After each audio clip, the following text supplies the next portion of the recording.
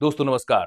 क्या कभी आपने किसी बलात्कारी को छुट्टियों पर जाते हुए देखा है? कभी किसी हत्यारे को जन्मदिन की पार्टी मनाते हुए, वीडियो शूट करते हुए, सत्संग करवाते हुए, वो भी जेड कैटेगरी सिक्योरिटी के साथ, ऐसा देखा है?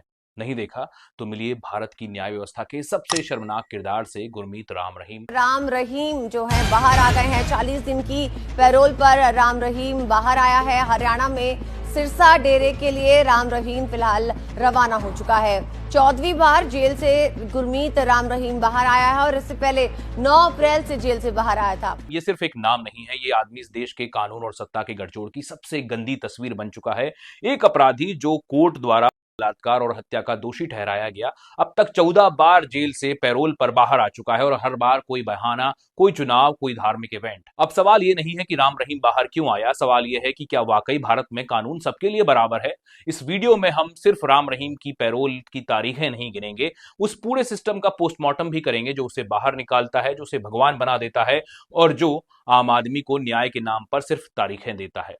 कागजों पर तो गुरमीत राम रहीम की यह सजा 20 साल की है, लेकिन हकीकत यह है कि राम रहीम हर साल तकरीबन 90 दिन जेल से बाहर रहता है। जैसे जेल कोई रिजॉर्ट हो जहां छुट्टी ले लो और लौट आओ। आपको जानकर हैरानी नहीं बल्कि गुस्सा आना चाहिए कि इस आदमी को साल 2020 से अब तक 14 बार पैरोल या फरलो पर छोड़ा गया है। कभी 1 दिन के लिए, कभी 21 दिन के लिए, कभी 30 दिन के लिए, तो कभी 40 दिन के लिए, और इस बार भी पैरोल पूरी 40 दिन के लिए है, वो भी सिर्फ इसलिए क्योंकि उसे अपना जन्मदिन मनाना है। एक सजा याफ्ता कैदी अपना बर्थडे मनाए और सरकारें इसके लिए उसे कानूनी छूट दे दें तो समझ लीजिए ये सजा नहीं बल्कि सत्ता की एक बड़ी डील है। हर बार वही पैटर्न, कोई धार्मिक आयोजन, कोई सत्संग, कोई निजी कारण, लेकिन समय हमेशा चुनावों से पहले।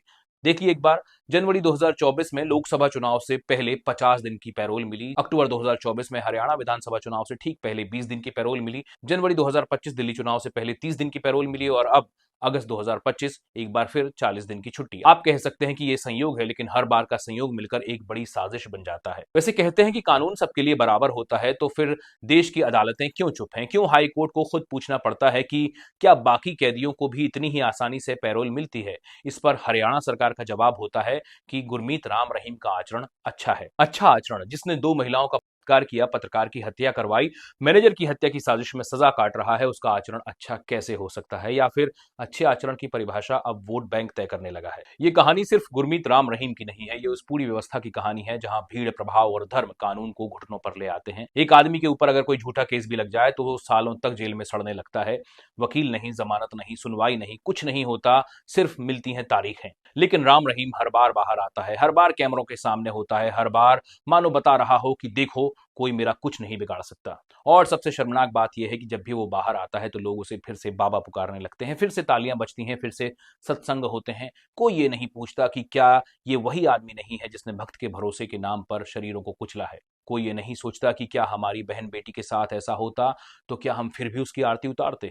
राम रहीम सिर्फ एक दोषी नहीं है, वो इस सिस्टम की विफलता का विज्ञापन है, जो चिल्ला चिल्ला कर कह रहा है कि ताकत है तो सजा मजाक बन जाती है और भीड़ है तो कानून झुक जाता है। और जब सत्ता, धर्म और अपराध का गठजोड़ बन जाए तो समझिए कि जेलें भरती हैं गरीबों से और खुलती हैं नेताओं के इशारों पर। आज फिर अगर ये सब देखकर हम चुप हैं तो दोषी सिर्फ वो नहीं है, हम भी हैं, क्योंकि जो बाबा नहीं था हमने उसे बाबा बना दिया, जो अपराधी था हमने उसे ईश्वर तक कह दिया और जो न्याय था हमने उसे कुर्सियों और वोटों के नीचे कुचल जाने दिया। गुरमीत राम रहीम के बारे में आपका क्या सोचना है, जरूर बताइएगा।